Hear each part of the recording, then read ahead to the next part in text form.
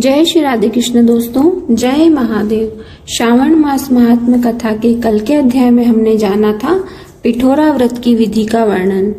आज के अध्याय में हम श्रावण मास की अमावस्या का वर्णन करेंगे।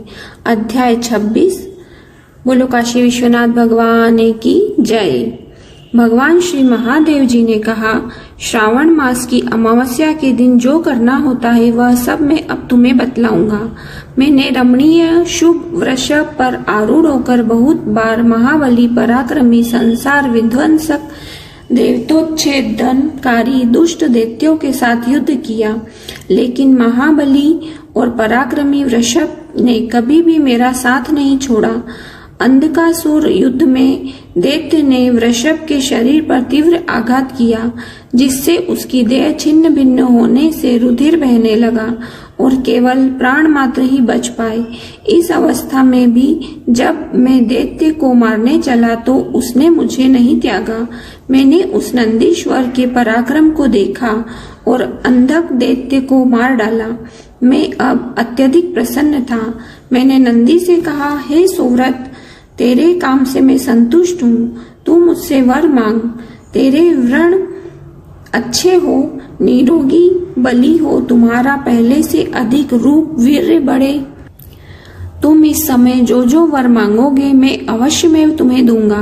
नंदी ने कहा, हे देवादिदेव, हे महेश्वर, मुझे कुछ नहीं चाहिए। आप मुझ पर प्रसन्न हैं, इससे बढ़कर और क्या वैभव होगा। भगवान, फिर भी मैं संसार के उपकार हेतु याचना करता हूँ। आज श्रावण मास की अमावस्या है। आज के दिन मेरा कामधेनु सदृश जन्म हो। इस अमावस्या को और भी वर दे, जिससे कि इच्छित वरप्रद हो। भक्ति द्वारा प्रत्यक्ष गो तथा बेल का जो पूजन करे, गेरू आदि धातुओं से उनकी देह को विभूषित करे, सिंगों पर चांदी सोने के पन्ने चढ़ाकर विभूषित करे, दोनों सिंगों में रेशमी के गुच्छे बांधे, चित्र विचित्र नाना रंगों की सुंदर कपड़ों से पीठों को ढककर कंठ में सुमधुर शब्द करने वाले घंटे को बांधे, दिन के 8वें हिस्से में गांव के बाहर ले जावे तथा शाम को फिर गांव के अंदर ले आवे। जो मनुष्य गो बेल को खली, बिनौली आदि नैवेद्यों तथा नाना प्रकार के अन्नों को समर्पित करेंगे, उनके यहाँ गोधन की वृद्धि होगी। जब घर जिसमें गो नहीं है होती शमशान के तुल्य होता है, वह इसलिए कि पंचामृत और पंचगव्य गो रस के बिना नहीं बनता और गोमय के बिना घर का सम्यार्जन नहीं होता, क्योंकि चींटी आदि जंतुओं का वहाँ उपद्रव रहता है। जहाँ पर भी गोमूत्र का प्रोक्षण नहीं होता, हे देवादिदेव, हे महेश्वर, गोरस के बिना भोजन का क्या रस है। हे सुरोत्तम, यदि आप मुझ पर प्रसन्न हैं तो इतने वर मुझे दे डालिए। इस तरह नंदी की वाणी सुनकर मैं अत्यधिक प्रसन्न हो गया। मैंने उससे कहा, हे सुव्रत, तुमने जो कुछ भी मुझसे मांगा है वह सब कुछ तुमको मिलेगा। हे नंदिन, और भी सुनो। जो वृषभ आज के दिन किसी काम में न लगाया गया हो, केवल भूसा खाता हो, पानी पीता हो, उसे पोल कहते हैं और उसी नाम से आज का दिन भी पोल कहा जाएगा। आज के दिन मनुष्य को अपने सगे संबंधियों के साथ मिलकर बड़ा भारी उत्सव मनाना चाहिए। जितने वर तुमने मांगे हैं मैंने तुमको दे दिए हैं। आज का उत्तम दिन जगत में पोला के नाम से विख्यात होगा। मनुष्य को आज के दिन सब इच्छाओं को पूर्ण करने वाले बेलों का उत्सव मनाना चाहिए। अब मैं तुम्हें कुशा ग्रहण विधि कहूंगा।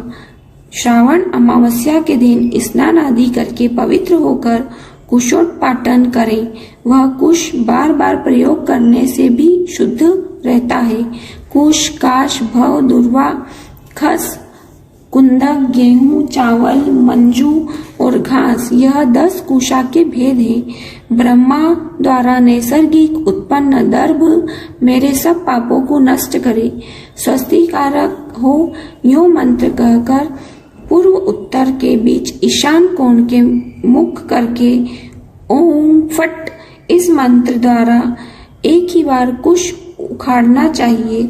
जिन कुश के अग्रभाग हो, सूखे न हो, ऐसे हरे रंग के कुश देव कार्य और जपादि कर्म में जड़ रहित कुशा पितृ कार्य में रखने चाहिए। देव कार्य के लिए तथा पितृ कार्य के लिए 7 पत्र के कुश उत्तम रहते हैं। मध्य में पत्र न हो ऐसे अग्रभाग सहित आदेश प्रमाण कुश पवित्रा में ग्रहण करने योग्य है। ब्राह्मण के लिए 4 कुश का पवित्रा, क्षत्रिय आदि के लिए क्रम से 1-1 कुश कम कर देना चाहिए या सभी के लिए 2 का शोभन युक्त पवित्रा देना चाहिए। मैंने तुमको यह धारण करने योग्य पवित्रा बतलाया है। उत्पन्नार्थ के लिए वर्णों के लिए 2-2 पवित्रा होते हैं। 50 का ब्रह्मा तथा 25 का विष्टर होता है। पवित्रा को आचमन करते समय हाथ में न निकाले। विकिट, अग्नि कारण तथा पाद्य समाप्ति पर पवित्रा त्याग देना चाहिए। दर्भ तुल्य पुण्यदाता अन्य कोई पवित्रा पाप नाशक नहीं है। जितने देव और पितृ कार्य हैं वह सब दर्भाधीन है। अमावस्या के दिन ऐसे दर्भों को स्वीकार करना चाहिए। वह दर्भ कभी बासी नहीं होते। इससे अधिक मैं श्रवण मास में अमावस्या का महात्मा और क्या कह सकता हूँ। हाँ, अब मैं श्रावण मास में मनुष्य को जो अन्य कार्य करने होते हैं अब वह तुम्हें बतलाऊंगा। बोलो काशी विश्वनाथ भगवान की जय। आज का अध्याय यहीं समाप्त होता है। इसके आगे की कथा हम कल के अध्याय में श्रवण करेंगे।